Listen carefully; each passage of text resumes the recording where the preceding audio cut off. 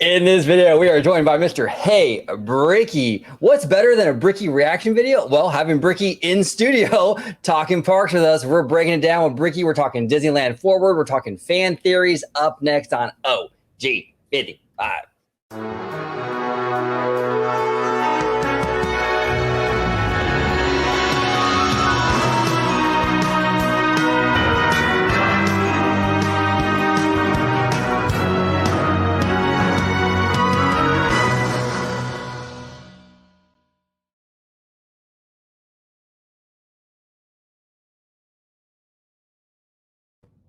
Welcome aboard, everybody, to another episode of OG55. We are joined by the one, the only, Mr. Hey Bricky. How you doing, Bricky?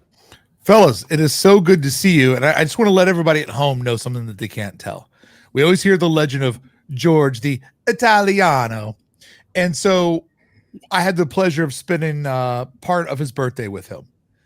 And in doing so, spending part of his birthday with him, I was expecting to see a Tony Soprano-sized Italian rolling up through Pixar Pier.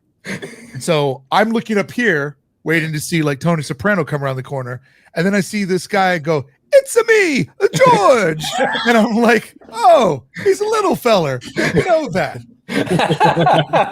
That is awesome. That is absolutely awesome. Tony Soprano. Absolutely. Nope, Mario. So I was like, damn, George looks bigger on the internet. So there you go, George. That's why for the first 5 minutes I refused to talk to you. That's awesome. I love it. Absolutely love it. Bricky, it is absolutely an honor to have you on, sir. I'm going to be linking all of Bricky's stuff in the description down below, including his shop where you can get a Bricky blouse.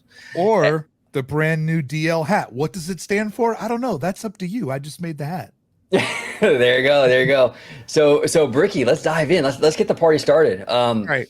Let's Disneyland Forward, right? We made a video the other day, kind of talking about the Simba Lot. A subscriber of ours left a comment saying, you know, that Simba Lot has a lot of restrictions, right? Because you got those homes right behind that lot and everything, and what they can do in that space is very much limited compared to what they can actually do in DCA proper.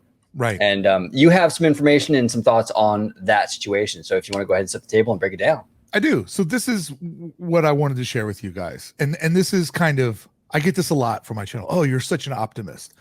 Well, the thing is about being an optimist is that's the wrong one. There it is. What most people see are obstacles, right? Oh, you can't do this. You can't do that. Like one of the things I wanted to shoot down first, just to give everybody a mindset of where I'm at, is people tell me, dude, there's no way they're going to be able to build that new parking garage on the east side because that's where the cast members park. And because they can't move a parking lot, right? God, you can't move a cast member parking lot, Bricky, you know? These people that tell me that you can't replace parking with parking completely blow my mind, because what happens over at the Mickey and Friends, the level 2 is almost exclusively cast members. It has EV charging for cast members that have EV vehicles. They have their own level on Mickey and Friends. So when we look over at the Eastern Gateway, they are going to get their own floor over there as well. I envision that parking garage being where buses and drop off and Uber and everything will happen down on the first floor. Second floor will probably be, and the first floor will be like an extended first floor, like, you know, 25, 30 feet tall, like a big open warehouse type thing, like going into a convention center. Then it'll go into regular parking sizes stacked above. Cast members will park on the second floor, and then everybody else will go up above it. It is the easiest thing in the world. And I think like, yeah, you know, they wanted to spend $10 billion with the city of Anaheim, but they couldn't figure out where to put the employees' cars, so they just stopped. So that's where we get into today's presentation, where others see obstacles, designers see opportunity. And so when everybody says that this parking structure is like, or you know, the Simba parking lot, oh, I mean, they can't do it. There's houses there. There's houses there. That's bullshit. We're going to break that down today. Well, I guess that's like rerouting the rivers of America to put in, I don't know, like a Star Wars land or something like that. I mean, and that's the thing, George. Like, I remember the forums. I mean, I've been in the Disney community a long time, right? Like back in the day, like in the early 2000s or late 90s, even on like AOL. I remember hearing fans talk about that stuff. You can't go behind the Rivers of America, and back there's too much backstage stuff, and Disney depends on that backstage stuff. Well, what happened? They ended up moving a lot of that stuff. I mean, if there's a will, there's a way, right? Yeah, absolutely. And where there's money to be made, there is money to be spent.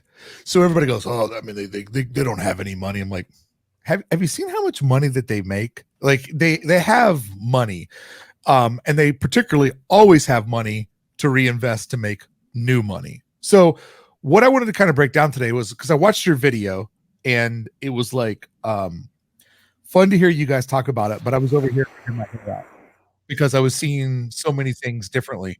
So for example, the stair stepping, and please jump in whenever you guys want, but for the stair stepping thing that everybody talks about, everything that you see in the Disney parks already stair steps. What Disney did with being like, well, I guess we'll have to work with the city of Anaheim and we'll make everything stair step. That's a bait and switch. Everything stair steps.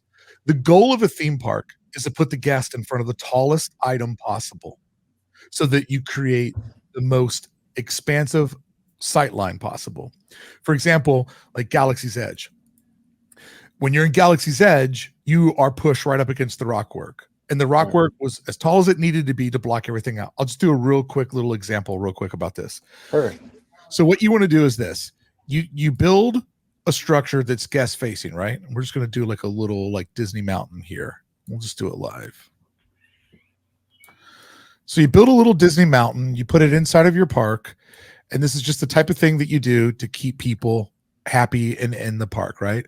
So this little dot is going to represent a person that's inside the park. So when that person is pushed up against that, their sight line looks something like this. We'll just do this so people understand the difference between sight lines. So their sight line looks like that. They're forced in there, right? They're wedged against this thing. But the poor, innocent citizens of Anaheim, they live over here. And they're like, oh my Lord, we have to see this thing. Okay. So here's how stair stepping works. Stair stepping works like this. The building that the attraction lives in goes to about right here. Okay. You have a service road that goes about right here. But with Disneyland Forward, they might do something a little bit different. They might put like an extended row of like back studio operations, food, dining, different services, like that kind of wraps around the outer core. And then you have your service road. And your service road will have a wall, and outside that wall will be trees. So when you look at how this stair stepping is figured out, that person that lives outside the park never sees that. Interesting. Does that make sense? With this very remedial illustration. So let me just do a little something I like to call blowing your dick off. So currently, Disneyland has Matterhorn, which we're looking at right now. This line right here represents 147 feet. Under Disneyland Forward, they will be allowed to go up to 300 feet 4 times. Now, does that include Simba too, or it's just Toy Story lot, or both? It does. Okay. 4 times going up to 300 feet is one substantial icon inside of Disneyland, one inside of DCA, one inside of Disneyland's parking lot, and one inside of DCA's parking lot. So up to 4 times they can go up to 300 feet. Will they go all the way up to 300? No. But what you do is you overshoot, so you've got room in case the next structure ends up needing to be 175 or 201, right? You just give yourself room for all of that. Absolutely. Now, the Toy Story parking lot does have a restriction. It can't go up to 300, but it still can eclipse the size of the Matterhorn. So I just wanted to show you guys this real quick breakdown on stair stepping. And I know that this is a little bit off because in this scenario, my tree is probably about 100 feet tall. But even if the tree was 50 feet tall, we would be about right here. And so this is how sight lines work. So with this little crash course, now let's look at the back of the park. And what I love about this is instead of me making a video that only you two knuckleheads would watch and then having to break it down, I'm just doing it right in front of you because there's not a lot of good B-roll for this. So, okay, right over here, this is Little Mermaid, right? That's the size of Little Mermaid, which is a pretty big dark ride room. Yeah. So if we think about, if I'm just going to judge that off my eyes, we have about this much interior space for this park, right? Right. Still a lot of room. It doesn't look like a lot of room on here, but when you think about it, that is more than the entire body of water. And, you know, this is interior space. So let's just imagine, I'm going to switch the colors. Let's just imagine that this is all like facades, and it dips in and it dips out, it dips in, it dips out. Like, it's not going to just be like a shitty box like this, right? Right. And then you have little things that are in the middle. Like, you have lots and lots of room to do, you know, body of water over here. You put more stuff in this direction. Like, you have a lot of room when you think about it in that way, right? This is essentially half of DCA in this parking lot right now. 100%. And here's where it's going to get interesting, because this is sort of my predictions on the opportunity here, not the obstacles. But the way that I see this running is you have this bush line. Whoa, right here. I get excited when I draw bushes. So you have, let me get this back up on the screen. All right, so you have this bush line that goes right through here. Then you're going to have a service road that goes through here. I almost anticipate that they might do some sort of backstage, like general operations, that would take up, like, you know, a cylinder such as this. And then you would see your actual show buildings. Now, people go, oh, you just ate up so much of the space. But that's not actually true, because the show buildings can be carved into. Right. And when people shoot down Avatar going over here, let me explain to you why Avatar is perfect for over here. Not saying that it will be why it's perfect. Do you know what water does? Water absorbs sound. And you know what water also does? It makes you go down into the ground. So Avatar works perfectly, because if we had Avatar over here, and we're going to just put it in this back corner for simplicity, right, you would have everything that I just broke down. Service road. We're going to do our show building like this, which is already, we've just done a show building that is way bigger than anything that you see over on this side of the screen, right? So we have our show building here, okay? So then what we're going to do is we're going to dig down deep, and we're going to put a big body of water in here. And we could do all of our pathways and everything all around it. We're going to do that big sculpture on the outside of it up on the top. And that sculpture is designed to reflect sound back. That's why it cones. It's exactly like the Hollywood Bowl, but made out of like rock, like skeleton.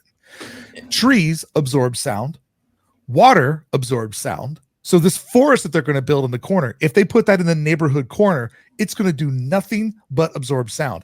And the noise that they will be pumping through will be a nature type sound, that once that nature sound transfers over in this direction, and it has to meet with traffic noise and urban noise, it will completely blend right in. But that's if they put it in the one problematic back wall. Because when we look at this park, this wall right here is the only problematic wall. Right. But this wall, and this wall, and this wall, and this wall, and this wall, those are not problematic. So only one wall do we have to worry about the guest facing experience. So if something like Avatar was cleverly designed with a forest around it that blends over into other things, it could actually be the thing that spaces out the citizens of Anaheim from the citizens of Disneyland.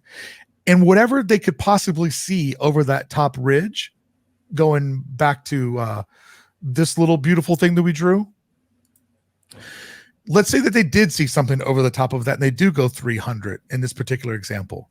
What they would end up seeing would be trees that would be in the forest area and possibly like planted around the top of the building.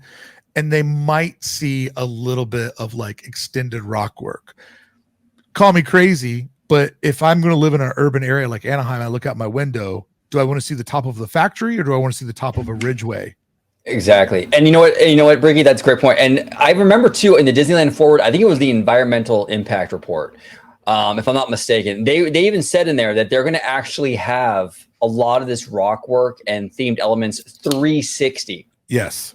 So it's not going to be like the Galaxy's Edge, where it's like, you know, or the Cars Land, the back of Cars Land is a better example, where it's like, you know, ugly on the back and cool on the front. It's going to be 360. So you're right. These residents here are going to see rock work, trees, maybe a show building. But again, like what you're saying, compared to what you see with going through Anaheim, you know, with factories and businesses and stuff like that, it's really not that terrible. And that is the common misconception of things, because the higher a structure is, a lot of people just surmise in their heads, okay, that's the only thing that we're going to see. But as you described, when you have a higher structure, then you're going to put stuff surrounding it so it blends in with the optic lens when someone is seeing it from a distance.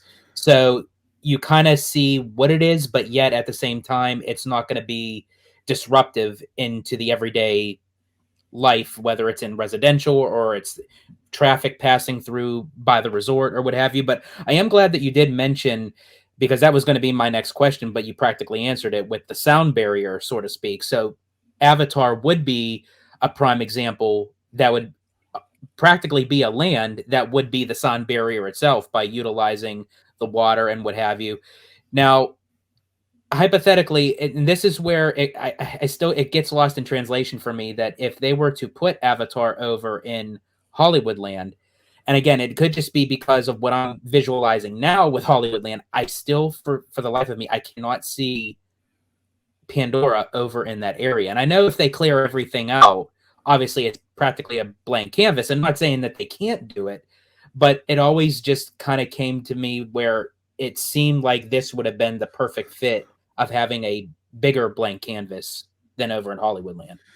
I mean, there's so many clever things about Disneyland, and the reason why this became sort of a subject matter that I wanted to talk about as a designer is there are so many creative opportunities, and all of those opportunities are created because of the obstacles. So Haunted Mansion is a perfect example, Bricky. The whole stretching room was created out of logistical necessity, right? Yeah. Like the thing that people love the most about it, cosplay and dress up as for Halloween, is the way that they get you out of the park. Right. And I mean, the big drop on Pirates, that is to get you out into the parking lot. So these moments that fans love, oh, Disney's bankrupt, they can never do anything good again, they're the worst people ever, ring of pedophiles. It's all the things that make it difficult are what makes it awesome. And I'm not a big stand for the corporation and all that stuff. Like, you know, you see my videos, I'll give them crap about raising ticket prices and all this stuff. But from a design perspective, the things that they do that has been labeled the Disney magic to me is just like fascinating. So let's use George's obstacle real quick for what are we talking about here? Over on the coming in Hollywood Land. Yeah. Hollywood Land, yes. So here's something that most people haven't thought about, George. So what we're looking at right now is we're standing on Harbor, okay? And Disneyland is over on this side of our screen, and the edge of DCA is going to be over on this side of our screen. So we are standing looking to the west, DCA to the south, Disneyland to the north. So this is the current like bus drop-off area, right? And so you're trying to figure out like, well, how in the hell are they going to build all of this stuff out here and I'm not going to see it? Well, let's think about it this way. What if they were to get clever? And I mean, I'm just literally doing this off the top of my head, but this is how an artist sees opportunities. What if when you come in to the park, you go through like a tunnel itself, right? And that tunnel is kind of like what you walk through to get all hyped in, and the exterior of the tunnel, like, you know, this thing that everybody goes in to get inside of Disneyland on the edge of Harbor, it's all sculpted. It looks magical. But what if that tunnel really has the Avatar attraction hidden inside of it? And all day long, tens of thousands of people travel underneath it. And over here is where it dips down. And over here is where it connects into the existing theme park. Like, what if this entire thing right here is the Avatar attraction? And when you go through this tunnel and it's playing the music, and then you're in the new Imagine Esplanade, and then you decide DCA, Disneyland, you have just traveled through one of their state-of-the-art attractions. That's incredible. That's incredible. Does that help Wow. kind of see a way that it could be done, George? Yeah, absolutely. Yeah, that's interesting because even like when you, because especially Disney, they are like magicians when it comes to stuff like that. Especially like when you take Magic Kingdom down at Walt Disney World. You know, people don't even know when they walk into the Magic Kingdom, they're not on ground level. You know, basically that's the utilidors. It's so seamless. Yeah, you don't, you know, so they can definitely do something like that because if they can do that on a grand scale, they could sure do something like that. Now, in your opinion, like when it comes time for the water aspect of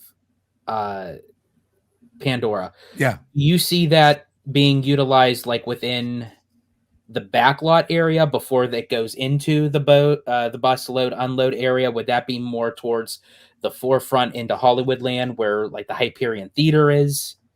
Yeah, let me just give me 1 second if you guys don't mind, and I'll try to put in that part of the map, and we can actually just talk about that, and I could do some mock-ups. But the thing about that body of water is everything that we just looked at as far as sightlines go for the outside of the park, you know, keeping the people over on Walnut kind of safe from the views of the park. The body of water is to do the exact same thing inside the park for all of us. So the body of water pushes the show building back as far as possible. So let me see if I've done this right. There we go. So let me just get this kind of squared over here. Give me 1 second. I like to do all this kind of prep work when people aren't looking. No worries. And if this is boring, we can talk about something else. But no, this is fascinating. And it's interesting too, Bricky, how big when you look at this bus load unload area from the sky, it's massive. Yeah.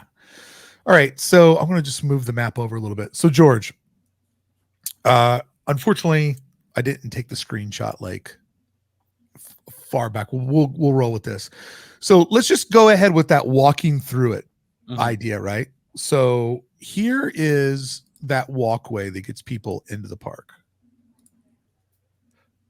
And now people are like, but Bricky, I can't walk. Why are you making everybody walk in? There could be a tram system. There could be several ways to do this. But let's just say that this is the grand entryway, and that line is so crooked that is going to kill me. So let's just say that this is, and that was even more crooked. So let's just say that this is our like grand entryway, right? And we're just going to only use this back space for our show building. So our show building cleverly is hidden up above all of this, which actually gives us a really good opportunity to do a waterfall. So our show building goes from here over here, and we'll pretend that it's square. But let's just pretend that our show building actually stops right at the back of Monsters so we can use the most of this.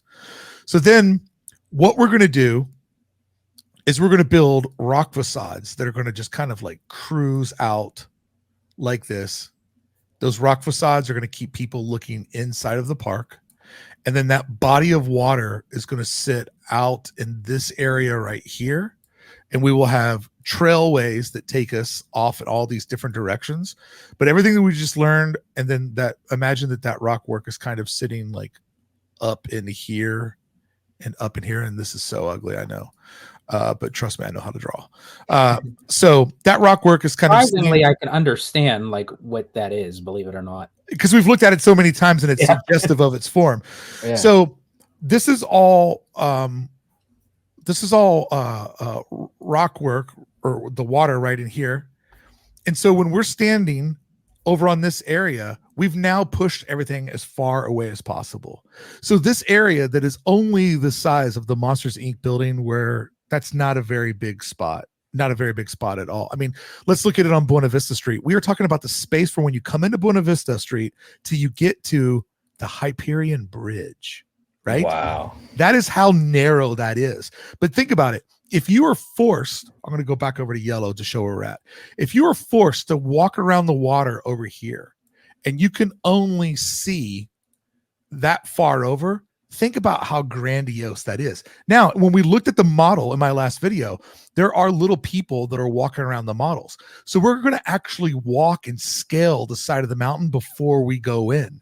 So if we go in on the ground floor, we load up, We cruise around inside the ride. We do a waterfall down. We come back out. Other people see the boats. That sells us on the adventure. We go back inside. We come back around. We unload and we walk back out through the little tunnel system, and we come back out on another part of the Ridgeway, or we come out over here on the Ridgeway.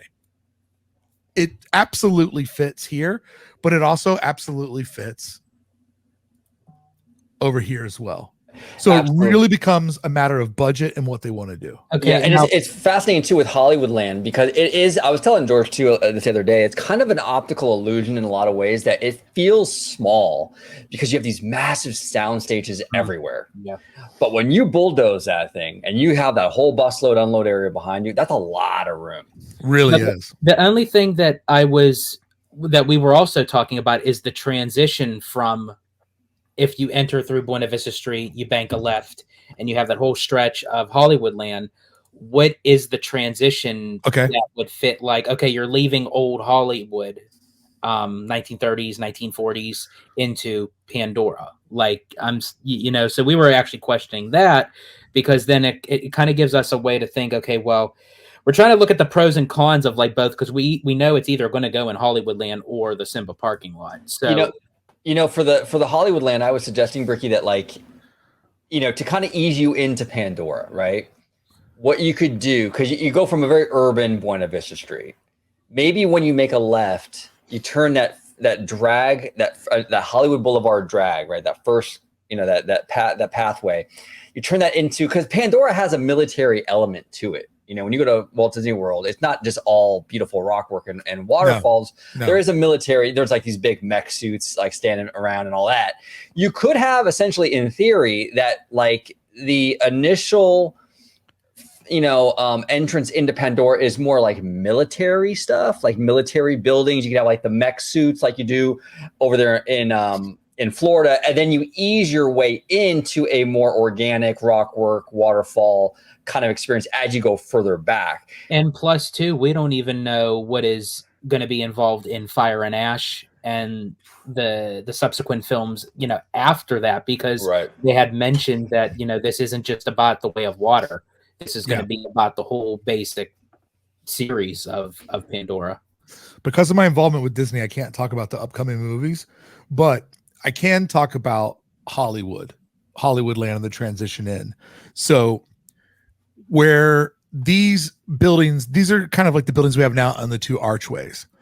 They could 100% be transformed, or new buildings could pop up that, like OG said, that could give sort of that pseudo military vibe. Because there's several different ways where you could have all of these buildings be like military that take you in. It could kind of look like an abandoned part, and you go around the abandoned and burnt out buildings, and that's when you go in there.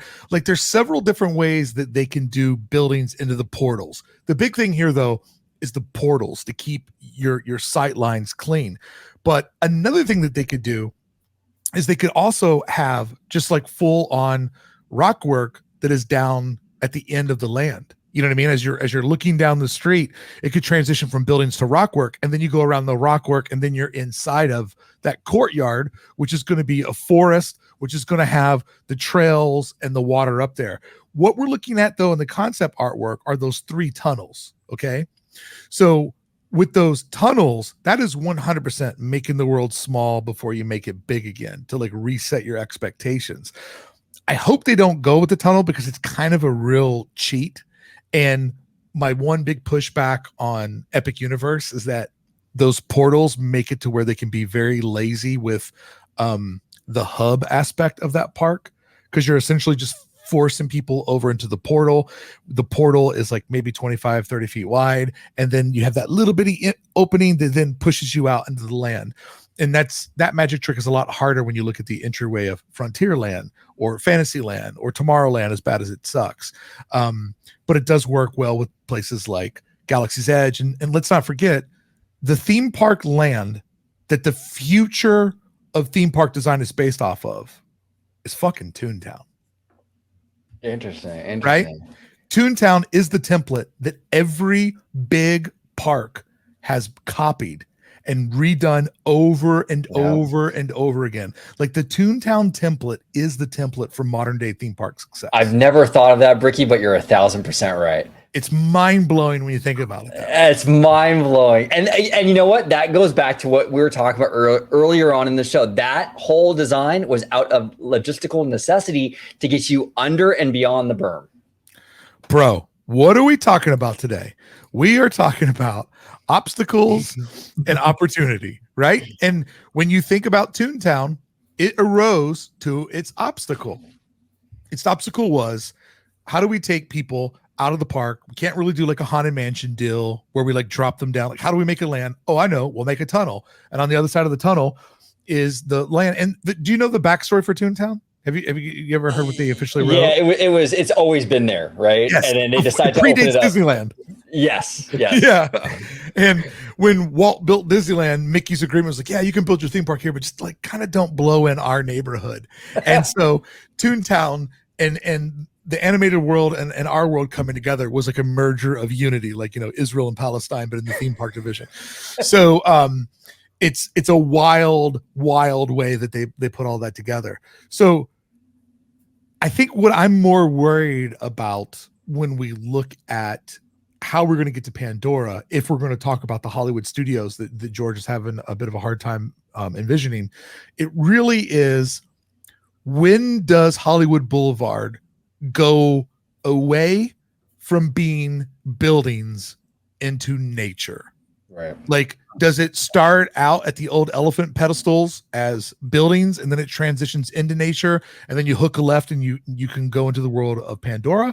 Does it stay buildings the whole way down, but the buildings at the far end on the left are pseudo designed for Pandora, so you just kind of go around it? Or are they just going to go like kind of abrupt where it goes from Hollywood into a city park, and on the other side of the city park you find yourself in Pandora? Or does that city park just have like a rock ravine and you go through that portal and then boom, you're on the other end? Because the portals make it extremely easy for them to control that first look. Galaxy's Edge, the two main portals that we have, the one that goes into the Resistance and the one that goes into the First Order, those two portals are just completely designed to, when you go in there, you have a beautiful view of Galaxy's Edge, right? Like two of the best keyholes in the park. So I don't know how this is going to work, but I thought going long form with you guys would be a really great way to start get people thinking. Obstacles create amazing design opportunities. So when I read the comment section, I read it like this. I laugh at the things that people get hung up on, because when they're like, you couldn't do it because of this. And I go, no, because of that is why it's going to be awesome. Well, and that's a great way to look at it, Bricky. And it's kind of like, it's funny too. It's kind of ironic in a lot of ways, right? Because Disney fans, if you're a Disney fan, you have a passion for this. I would assume if you're a Disney fan, you have a passion for Walt Disney, which is, he was all about obstacles. Yes. I don't see obstacles, right? I see opportunity. Yes. It's fun to do the impossible. You know what I'm saying? But then you get on Twitter or in the comment section, and you can't do that. There was a cast member parking lot there. You can't build back there. There's a backstage building. It's like, but supposedly these are the people that go by the Book of Walt. Yes. But it's so anti-Walt, and that's the irony of the whole thing. It's so anti-Walt, you know. I mean, as I've told you guys before, Disney is sports for people that maybe don't like sports. I happen to like sports, and I have a hard cutoff because my Buffalo Bills are playing right now. But the thing is that it's sports, and there are some people that think their team is always just one move away from the Super Bowl. And there's other people that they love the team, but secretly nobody hates the team more than they do. And so in the comment section, the most negative voice is always the loudest, because people that go through the world of negativity, they're like this Johnny Appleseed of bad vibes. And they just go around town just sprinkling bad vibes. And they're the person that when you talk to them, they go, Oh, dude, if I left my job, it'd fall apart. But let me tell you something. My boss, he'll barely even talk to me anymore because he knows how to do my job right. My coworkers, like, they're all jealous of me, so they hardly even talk to me. And after this person keeps talking and talking and talking, you go, everybody hates you, and they want you to quit, and they're trying to ice you out. I see that personality a lot in the comments, because when you're a negative person, you love sharing negativity. It's rare that you get comments where people go, they can do it all, it'll be amazing, because that person's intelligent and they just watch the video and go, whoa, that was really cool, and then they go back to doing something that's high functioning. But a lot of time, the negative people, they're stuck in the negativity loop, and they love being negative to one another. That's why, as a creator, you can't let that like bother you. And speaking of being a creator, you guys have been having your friends on the show for years, and you guys let your friends kind of hang out in the same part of the OG 55 studios you're in. But you built this creator room for all the big celebrities. And I have to say, I was the first one to open up the studio, but Chris has been here, and there's a backpack full of ties over on the corner. I think Dave was the last one here. There's nothing but muffin wrappers and crumbs of cupcakes all over the counter. Like, Dave and Chris, if you're going to sit in my seat, clean it up after you leave, couple of knuckleheads. Yeah, it's crazy. And Jack's got tea rings everywhere. How much tea does one Brit have to drink while he's breaking down a video? Absolutely. And you're right though about that whole negativity thing, Bricky, because as a content creator, you do see a lot of it, right? You see a lot of negativity aimed at Disney, obviously. I mean, Big Mouth's Bad, as I call it, is basically an industry in and of itself. Yeah. You go negative Disney, you can buy a new house on that AdSense money. I mean, it's big business. You know what I'm saying? That is my biggest gripe, though. I always say, you can give your upfront opinion on something, like your first reaction, like, oh, I don't know about that. But can you really dive deep into to say, oh, this is completely horrible, or this is the most greatest thing since sliced white bread? Yeah. You can't go either way. But then when they sit back and say, oh, well, I never experienced it before in person in my life, like, that just completely defaults everything that you had just said. Yes. Because if you're not physically there to experience it yourself, you can't give an actual report on anything. Right. Exactly. And I do think that it is healthy for people to critique Disney, and it's not negative if you're backing it up with like experience or facts. Like, when I complain about things in the park, I never complain just to hear myself complain. I say, hey, if they do end up doing something with the Hyperion Theater, one of the greatest things would happen is we'd lose one of the worst sight lines, because the back of the Hyperion Theater from Avengers Campus is horrible. And because I don't like to complain just to complain, it could easily be wrapped in a cityscape and blend in and make Avengers Campus stronger and make the theater stronger. That is a moment where they're being cheap. They're going with this whole cheap Hollywood back studio story, which makes Disney's Hollywood Studios the absolute worst Disney park I've ever been to, except for that horrible thing over in Paris, which once again is another Hollywood Studios type park. So it's okay to critique, but I feel like intelligent critique always has a cause and a reason behind it, and then a solution, because opportunities and obstacles is the way my brain is wired. Well said. And it's kind of like, even just with content creation, and like, when we see a lot of comments on our channels and what have you. And there's a difference between someone who leaves a comment saying, hey, you know what, OG, cool video, but you guys could have touched upon this point and that point. It could have been a little stronger, right? That's a healthy criticism, right? Yes. And then you just have the haters like, oh, look at this asshole, or yeah, look at this smart. Like, so it's kind of the same thing with Disney, right? It's kind of like you can be the guy who is basically saying, hey, look, the Hyperion, there's it doesn't look that great, but here's the solution. This is what you can do better. Or you can be the guy like, oh, it sucks.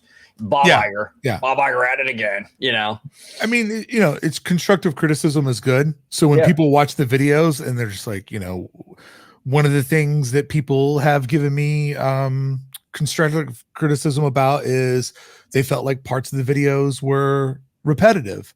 And because I'm a teacher, I mean, I don't officially teach, but I like to teach people about art and design. I will sometimes repeat a thesis time and time again so that you can understand the different conclusions that I'm showing you. So in a video, I'll be like, hey, the reason why this is tall is because it does this. And then I move over to another location. The reason why this is tall and it does this. And I realize in the TikTok world that we're in, people want as much information as streamlined as possible. So I've started, because of that critique, I've started writing my videos differently, editing my videos differently. And if I say something twice, one stays, one has to go, unless that second version is really fundamental to the way that it is. So I take the clip out, and if you can follow it without it being in there, that doesn't need to be in there. That is from people being constructive with the criticism. The people that complain about how my teeth look, or the fact that I wear sunglasses at night because of my prosthetic lenses in my eye, they're not doing me any favors. And those people I can easily kick to the curb, because I'm not going to overnight make my teeth straight for the YouTube videos. It is what it is. I like to have a completely perfect 10 wife, and I did it with crooked teeth, which just goes to show what a gentleman I am. Yeah, 100%. I did it with a handicap. Go ahead. Oh, no, go ahead, because I have a question for him that I'm going to go completely off the roadway with. Okay, so in terms of like what you were talking about, Bricky, right? In terms of these grand reveals, like that portal sort of approach to things, right? Epic Universe is doing it. Going back to the Simba Lot, I feel the Simba Lot, and again, this is obstacles turning into opportunities. You definitely get that grand reveal out of the necessity of having to build that bridge over Disneyland, right? Oh, let's sketch some bridges over troubled water, shall we? Yes, we shall. Let's okay, so here's a thing that I hear a lot of people talk about. So a lot of people want, this area right in here that I just circled. That is the Paradise Gardens area. I always have to pause. That name does not resonate with me at all. So that's the Paradise Gardens area. And a lot of people were like, oh man, you start the Coco land here, and then you let people cross a bridge. That bridge is going to take you straight into the Pixar Hotel, and I've seen people be like, you think they'll move the Pixar Hotel? And I'm like, no, they're not moving any of the hotels. So this plot of land is interesting because you have this, what feels like an expansion pad, right? This plot of land. But the bad thing about this plot of land is it's right across from the hotel. Right. So what that says to me is the real expansion pad, if this is where we want to see things go, is Boardwalk Pizza has to be taken out. And Boardwalk Pizza could easily come over here. And then what this would do is that would put the new park right on the edge of the hotel to give people that incentive to buy that hotel ticket, so they could literally come out the back door or come out this side door over here, and they would have hotel access. So your theme park, rock work here, blocking out this parking garage. So your theme park would essentially just kind of like shoot and ladder you out over here. So that's one option. The other option that I see, which a lot of us have talked about, is the idea of what if they go through those Pixar doors, which are kind of problematic because that's where the parade comes and goes, but that can all be figured out. So that puts us literally right here. Perfect. The only other option is the weird Pixar doors in here that everybody got, oh, you're Berkey, you can't do that. There's a building back there. God damn, what's the matter with you? There's no way that'll ever work. And then that would bring people over in this way. So really, these are our three options. If I had to be a betting man on what's going to happen, I kind of think that the Boardwalk Pizza angle Jones in would give the best walkway. And when you think about it, when you're cruising up through the park, that would just make that experience of going into the new park just so sick. Oh yeah, it's perfect. It's yep. That's probably what's going to happen though. It'll probably be the Boardwalk Pizza place that gets the axe, and they go in that way. That makes the most sense. Absolutely. You wouldn't want them taking out the corn dogs? You want to storm the castle? Everybody was like, oh man, did you go to the park? Did you see the castle? And I'm like, yeah. And they're standing over at the hub, but I'm standing over at Jump Jump Jelly looking at the real castle. So that's where I go for my holiday entertainment. Dude, if they put snow in the corn dog castle, like if whatever they did to Sleeping Beauty, they replicated on the Corn Dog Castle, it would be a white trash Disney fan's dream come true. You can projection map that thing. It'd be great. Dude. Just imagine if it had its own little shitty projection show in between all those little trees and just like, just think, all of this could be yours forever. And it's just like Walt the Corn Dog walking through the little castle. I love it. I absolutely love it. George, any other mock-ups I can do for you while we got the map up? Yeah, since we have this, and then I have another question for you. So for the Simba Lot, you had mentioned about, obstacles create opportunities, and that Disney, a lot of the limitations, that even sparked this conversation aren't as many as we think. But what are some other of those limitations that Disney does have when putting really not even just Avatar, but whenever they do utilize a space for whatever, whether it's Zootopia, Frozen, Tangled, what have you, what are the limitations of what, like the boundaries of what they could do with this space? Because is it just that one wall, or are there other things that are implemented with it? I think the wall, the barrier wall we're talking about back here, I think this is kind of the least of the problems because they've worked around this before. I don't see that being difficult. I think where the real trick of what they're going to do is the real problem is here, here,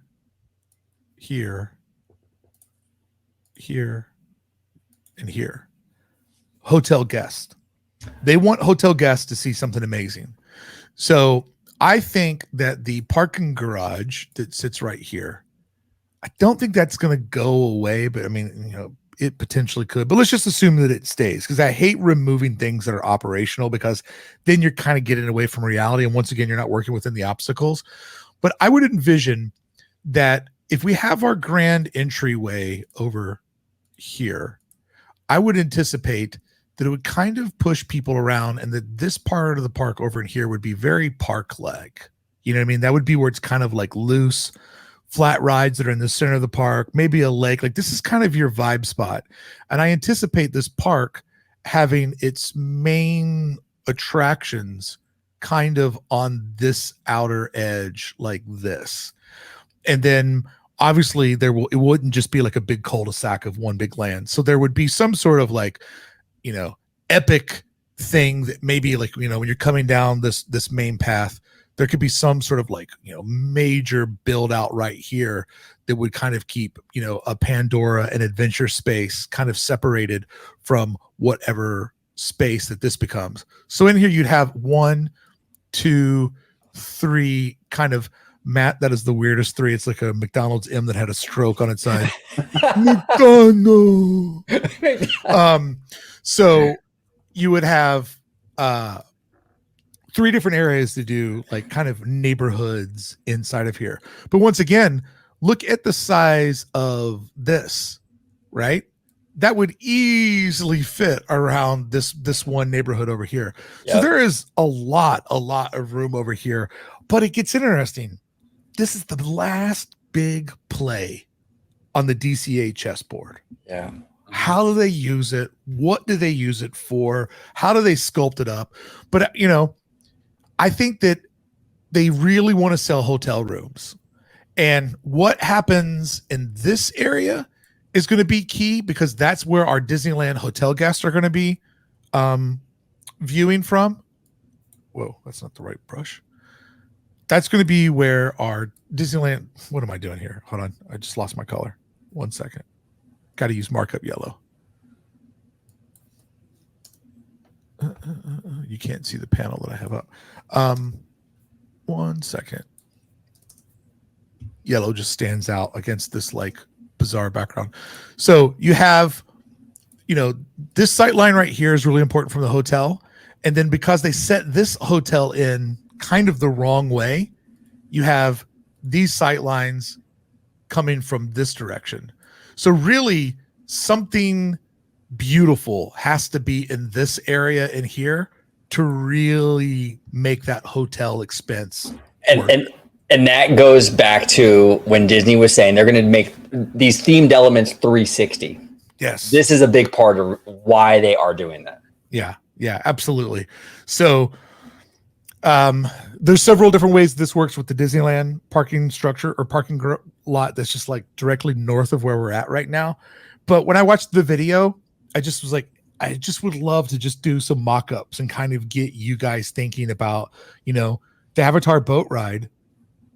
If it already goes 15, 20 feet down on the ground, like Nemo does, because you have the shoreline, you have the lagoon down on the ground, then you build back up the showroom. Like, you're going to be well within the stair stepping for the guests that live on the other side of Walnut. So I don't worry about that at all. But I really think what they're focused on is there's like three major things. There's these people over here, there's the entry point from DCA, and then there's the hotel cul-de-sac. Those are the three big things that the designers got to figure out a way to make cohesive. In more ways than not, Avatar fits these objectives. It'll create nature. It'll create stunning views. It'll work well with the outside. And this would give it a great big reveal. But it also works in Hollywood land, but kind of not the same. Yeah, no, 100%. Now, okay, so we have I think the Simba Lot, I think it's like 25-ish acres, if I'm not mistaken. Now, you were saying that the hotel view side of that Simba Lot is going to be more beautiful because of the hotel view. Do you think it's possible? Because I've always looked at it like, Avatar kind of coming into the bottom half of that Simba Lot. Yeah. Do you think it's possible that you come in through that boardwalk pizza across that bridge and you hang a right, and that's the beauty thing that you see from the hotels is Pandora, or will it be more to the south? I don't think so, because the problem is okay. So I'm going to do our sightlines in magenta, right? So we have this sight line through here from the Disneyland Hotel, and then we have basically this sight line through here. Okay, so I feel like this area in here is going to be really, really park centric. And when I say park, not theme park, but like it's just going to look beautiful. But what I don't anticipate is them charging people out the wazoo for rooms and then looking over the backside of big show buildings, right? So yeah, you probably would be able to go in your room and go, oh, is that Pandora in the bottom corner? And you'd probably be able to see some of it. But to have Pandora be completely visible, if it does sit down here, or if it does sit over here, like you're saying, you'd have to have a lot of clearance. So at somewhere in this park, I'm going to go back to yellow for our park layout. I would anticipate that this is kind of one thought principle. And then this lower half is kind of 2 or 3 different design principles. So that would kind of, if this area right here has like a clever back rock work or faux cityscape, and there's lots of fun stuff sitting in here, and then there's trees, and then that kind of pierces over into the Pandora area, that pierces over into the Mexican village that is Coco, and this comes over into whatever else could be, there's many different ways to do this. It just kind of depends on what properties and the layout that they do. But I don't think that we would see Pandora in this upper spot here, because let's think about it logistically. Big showroom, lake, pass, looks good for these people over in here, but these people kind of see behind the magic unless they completely sculpt the building. And then these people in this neighborhood see the sculpt. So it could work, but I don't know, man. I'm like you. I see it being in this area here or here. Yeah, I feel like you got to do that bottom half first to get people on that side, and then you expand up, right? Yeah. I always saw it like at the direction that we're looking in, the bottom left-hand corner, just kind of tuck it away, but yet it extends out further. So that way you can kind of let it breathe, but then that way you can see it in all directions, but it's not in the way for anything else that they would put in there. Yeah, I mean, let's work on that model real quick, because what's interesting about that is this little yellow like shape is kind of like what we have partitioned off for Avatar. That's Right. a lot of space. So we have forest around it, right? So there's all these trees and stuff around it. Well, then that blends in really well into what comes over here. And then maybe what comes over here, there's a second attraction over here on the edge of where you come into town.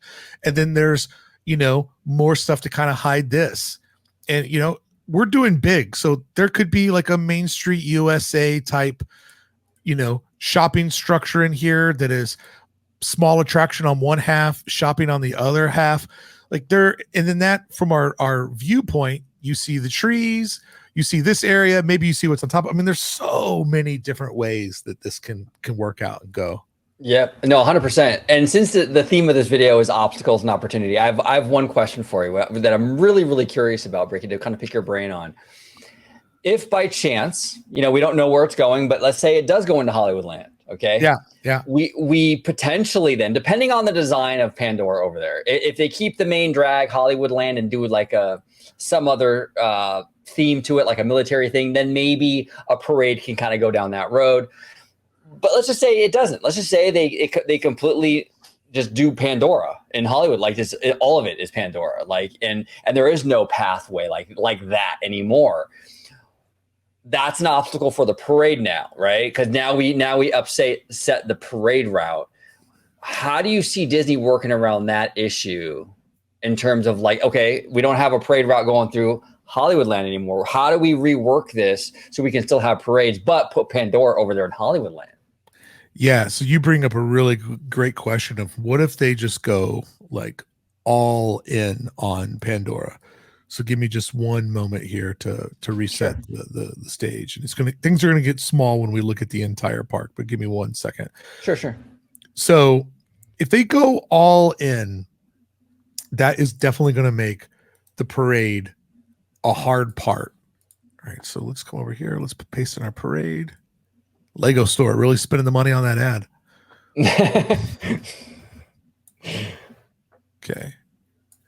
So let me bring you guys back up so I can see your faces. Okay, so our current parade route is as follows. Okay. So our parade stages over in here, and it comes out and goes on this path. It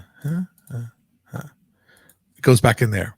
And then it backstage works its way back over to here to start all over again, which we both know that that's something that they can't do at Disneyland because of the space restrictions. So let's think about this. If you come into the park, here, and then just right here is where Pandora starts, and they just go nuts. So I'm going to use green for this. So this just all becomes Pandora, right? They just go nuts, and it's just big forest, big lakes, and it becomes a very nature park. Kind of not the worst thing ever, right? It sounds pretty sick. Yeah. What that would allow them to do then is this with the parade, which I don't think would be the worst thing ever. And in one way it would fit a lot with Americana. So our parade comes out where it does now, works its way around here, and then it goes down through Radiator Springs, comes over to where, hold on, I've gone too far. Comes over to where Luigi's Rollickin' Roadsters are and could go backstage there if a path is left open through Marvel. Not a super long parade, but that is a parade route that would work. And think about this. The way that Radiator Springs is designed to look like mid-century America, how great would that road look with an actual parade going down the center of it? It'd be cool. Fantastic. And now, finish your thought first. I was just going to say, the only real obstacle there would be maybe the curio shop might have to get removed to make a more like swinging left-hand turn for parade floats. But if they really wanted to keep a parade in the park, they could easily do that because it's a straightaway.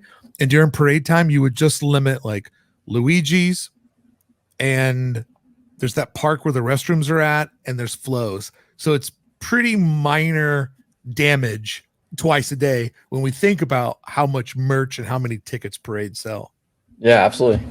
Now, if they were to hypothetically do what OG said, turn the whole entire Hollywood land into Pandora, but then they would also add the Coco attraction behind. Did you say Coco attraction?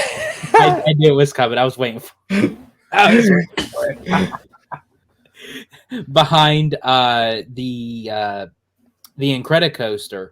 I can hear it. So if they were to do both, like, then what would that create an even bigger obstacle for the parade route?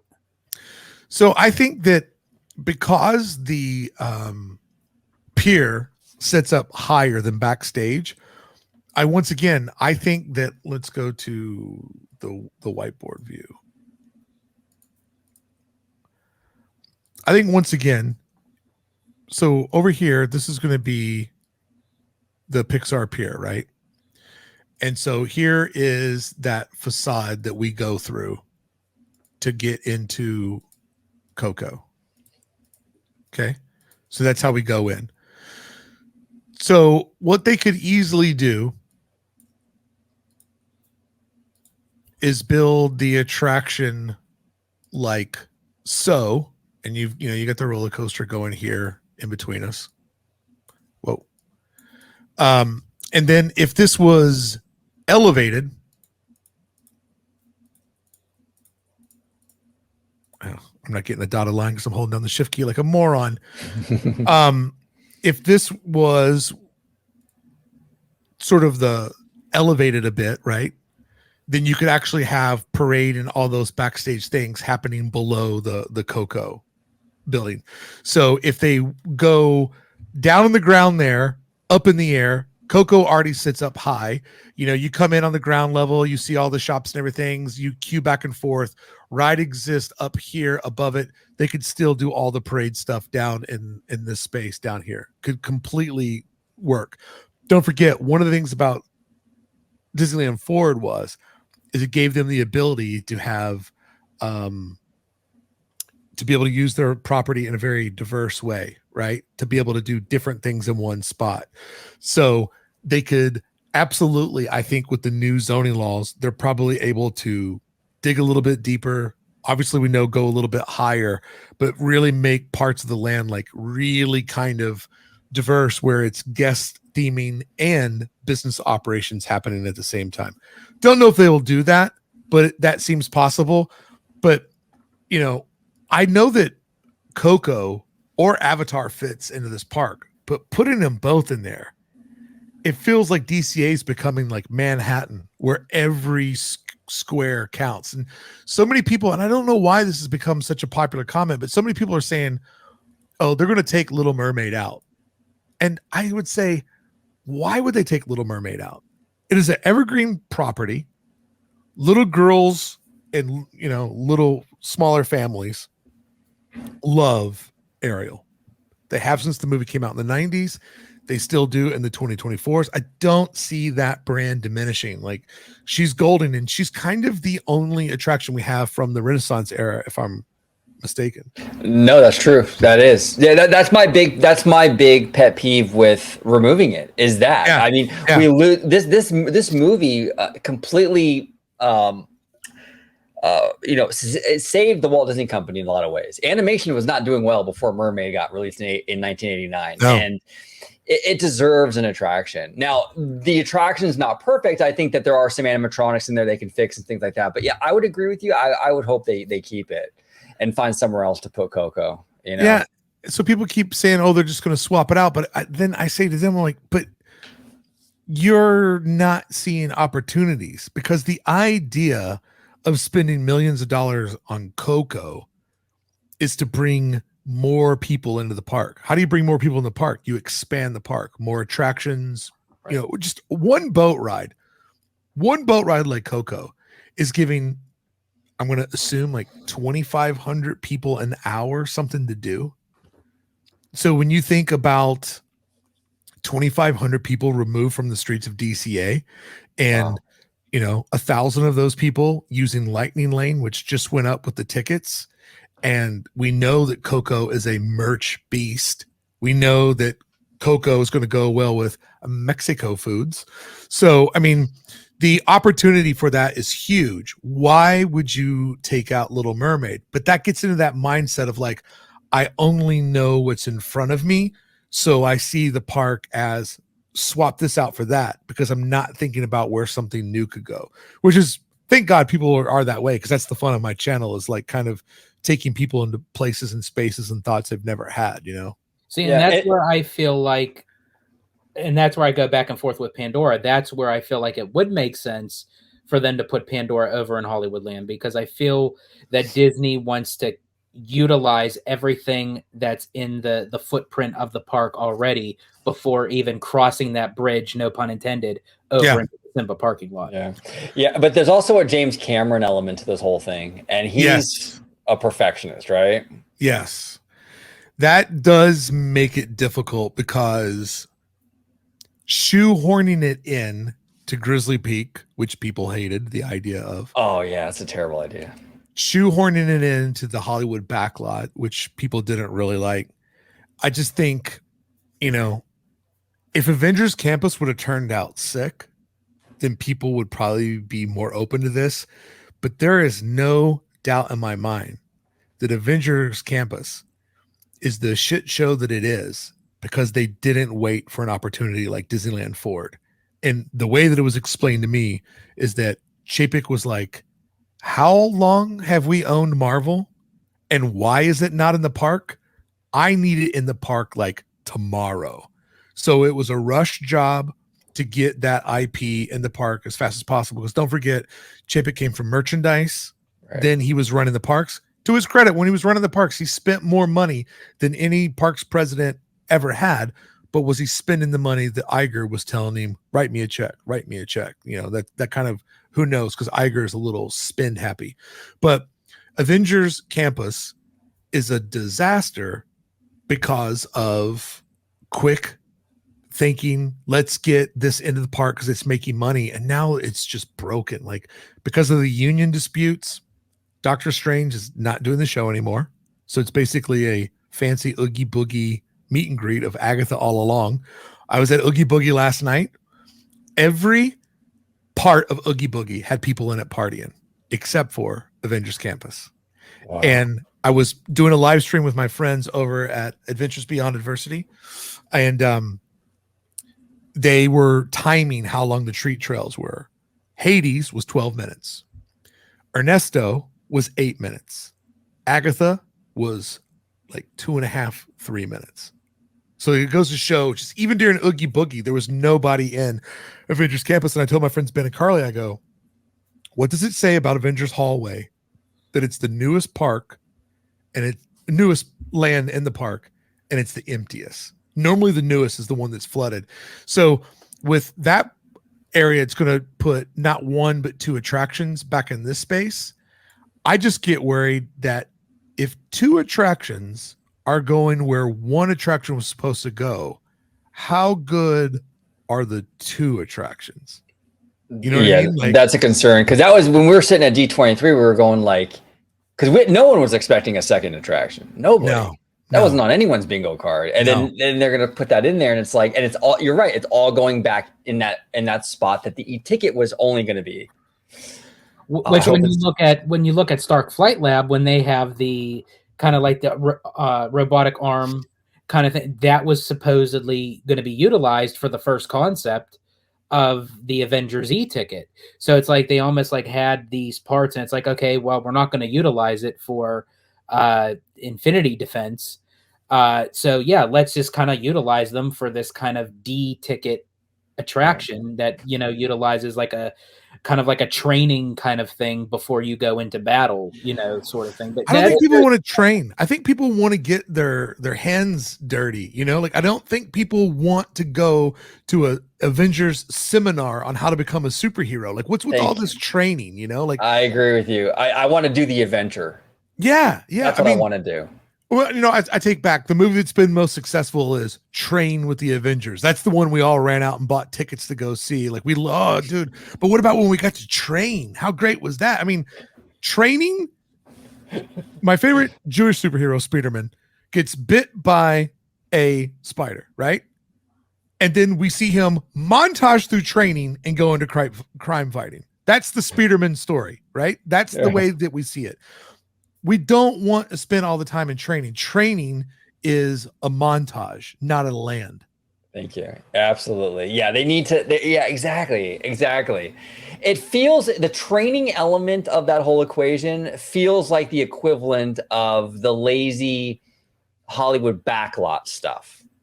It's movie magic. It's behind the scenes. But I'm glad that kind of came back up because Ricky, you had mentioned earlier about how with the Walt Disney Studios Park in Paris and how Disney's Hollywood Studios is in Florida. And when you look at all of those equations, they all have something in common. They all are about the behind the scenes movie making magic, that kind of like behind the scenes, let's show you what we do that we put in. And honestly, it really doesn't work. And that's why, in a way, even Hollywoodland is kind of taking the brunt for it, that eventually, like when you look at all the lands right now at DCA, Hollywoodland is deplorable. It's like it's an eyesore to look at. So you have Hollywoodland, you have Hollywood Studios that they're having like an identity crisis, trying to change it to rather than behind the scenes, we're putting you into the immersiveness of the story. And then you have that god awful Walt Disney Studios Park over in Paris. It just seems like Disney tried utilizing that because it works when you kind of like watch like a documentary or what have you. Oh, so let's put people that in a theme park space. But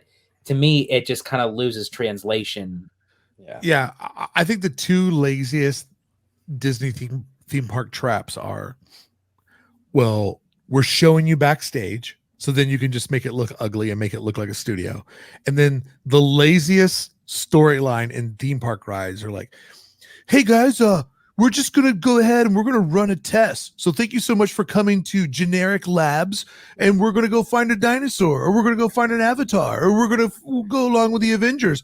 Oh, wait a minute. Something's gone wrong. And now we need you to take your training and apply it to helping us on this very spur of the moment mission.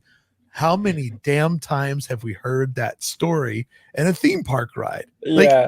It's like, oh no, it's gone sideways, and now we have to help Spider-Man save the day. It's wild, dude. Those are just like the boring things that drive me nuts. But like, let's just real quick, are either one of you excited or think that the two new Avengers rides are going to make that land feel whole? I don't have much faith in the flight lab thing. I think that's going to be very like a test tracky kind of thing, but probably not as cool. So I'm like, on that. The e-ticket, I don't know. I'm really hoping that one. I really hope that one's a home run, because I think if we get a Rise of the Resistance level e-ticket, and I know I'm really reaching here, but if we get that, I think it'll make the land. But I'm optimistic. I'm trying to stay positive, but I go on these attractions absolutely to experience it, but I don't think I just feel of the decision making that they did with Avengers rather than, and I do agree with you, Bricky. I feel like that if they were to have waited, because I know that Marvel was supposed to go where supposedly even Pandora is going in the Hollywoodland, for the first time of the Eastern Gateway.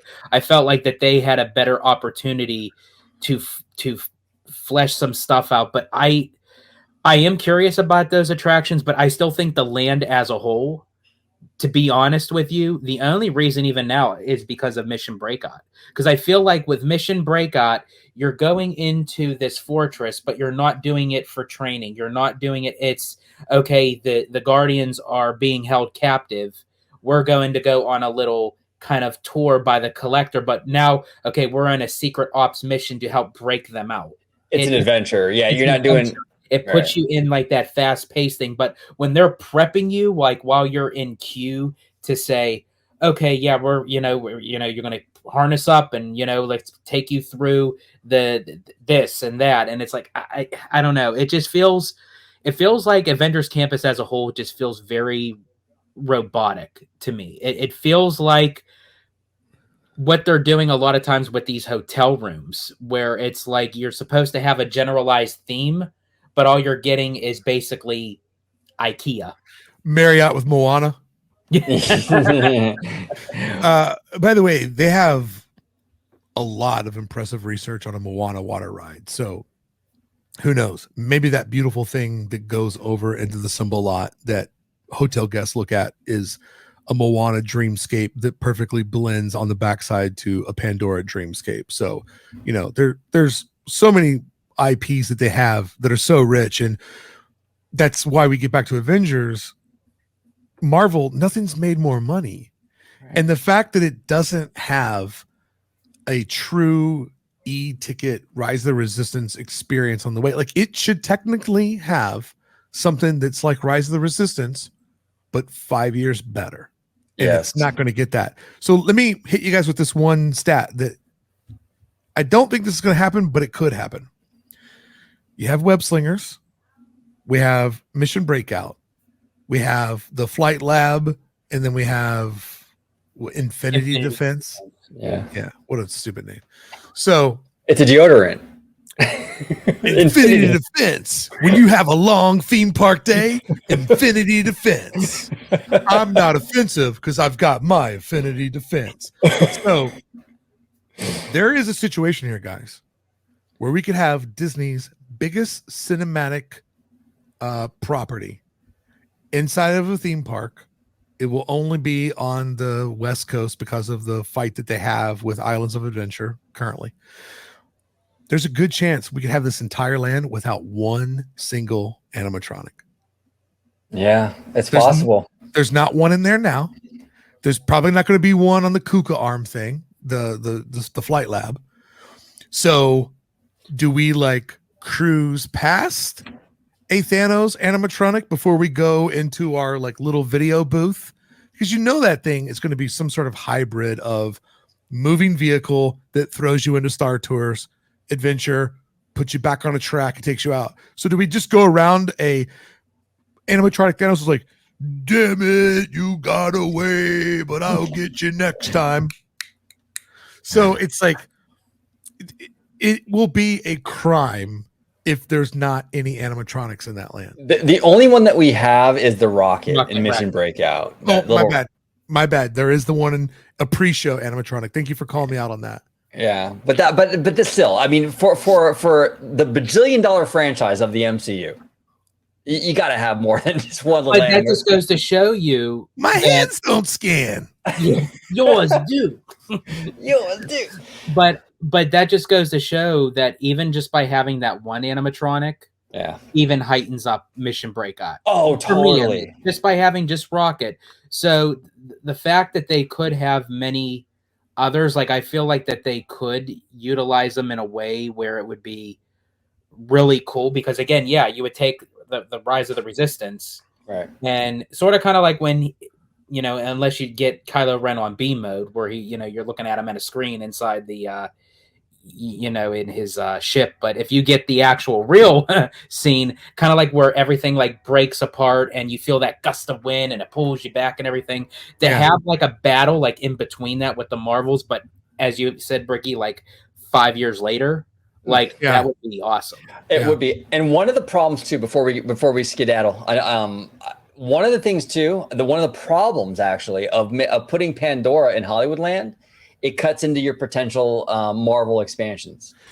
I mean, I think that the way that Marvel should be utilized in DCA is south of Hollywood Boulevard should be the campus where we train. And if you go north of Hollywood Boulevard, that is where the action happens. So training on one side, action on the other side. So essentially, when you go into the Hollywood backlot, that's where it gets real. And that could stay urban scaped. It could stay very city, but they could put a couple of attractions in there. And those are like the big kid rides.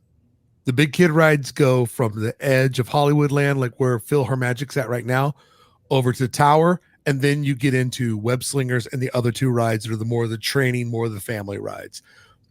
The Marvel Cinematic Universe could 100% support 6 attractions at different various levels, and it would absolutely blast. And it would actually be more affordable because a lot of the bones they have right now wouldn't have to get scrapped. There's one way, though, fellas. There's one way, and I don't think that this will happen. But the only thing that is the opportunity that I see from the obstacles of Avengers Campus, Web Slingers, the 2 new attractions, and Guardians, all video board attractions, all rely heavily on video boards. The only thing that makes me not totally love Guardians is the fact that it is a video board ride, but the videos are just so fast that it's kind of like, is it part of the story? Is it not part of the, am I really just falling around and it's just intermission? You know, like it's not super integrated. But Okay. The one way that land could be successful is if when they're in a 10-year cycle with the movies, if all of those video boards are themed together on one cohesive story, right? So if you went from attraction to attraction, you're really going through a big overlapping story.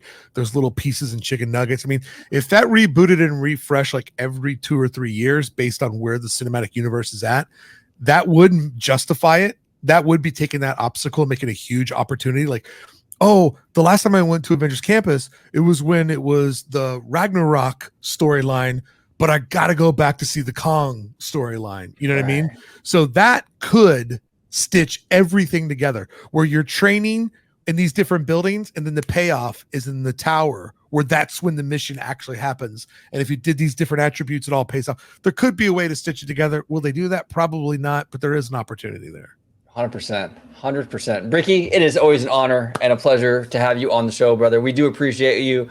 And keep up the great content. We love what you do over there. Absolutely love what you do over there. So appreciate it, man. I thought tonight it'd be fun just to skip the foreplay of me making a video. Then George watches it, and then you go, I haven't seen this, but George has, but we're gonna jump into this. And then I'm like, what we really need to do over here, friends. Now I'm gonna pause right here, George, because I don't know what he's gonna say. But I'll tell you what, I think what we need to do is we need to make that wall red. All right, let's go back into Bricky. What they need to do is make that wall red. I told you they're gonna make it red. Exactly. Well, Bricky, thank you so much, brother. Appreciate you coming on, and we'll have you on again very, very soon. And yeah, it was a really good time. This is a perfect, really topic. This obstacles into opportunity topic is such a Walt Disney thing, man. Yes. And I love it. I absolutely love it. And we see it so much. People talk real quick and then we got to go, but people talk a lot about Disneyland being the GOAT of all these theme parks. And a big reason of why Disneyland is the GOAT is because it has utilized this philosophy so many times. Yeah. And because Walt walked through the gates and it was Walt's park. And when Imagineering does something in Disneyland, they really try to like get into Walt's mindset more so than they do in other locations. Like, the vanity project of retheming Tiana's Bayou Adventure. They made that for Disneyland and then just said, Walt Disney World, here's our scraps. And that's really the mindset of that Disneyland gets. And you can tell when you're there. You can just tell that it's very thought out. And, walking through the gates for the first time ever as an adult that had been an illustrator, been a designer, studied architecture. When I went through there, I'm like, oh man, I get it. This is a living, breathing art piece, And so it's a fascinating place, and the fans that love it, they're just as equally as fascinating. Yeah, 100%. Well, thank you all for watching. Comment down below with all your thoughts on everything we discussed today about obstacles. Sticky. Now it's time for. Oh yeah. Let's go. You guys ready? Here we go. Thank you for watching OG55. If you aren't already, consider becoming a member today.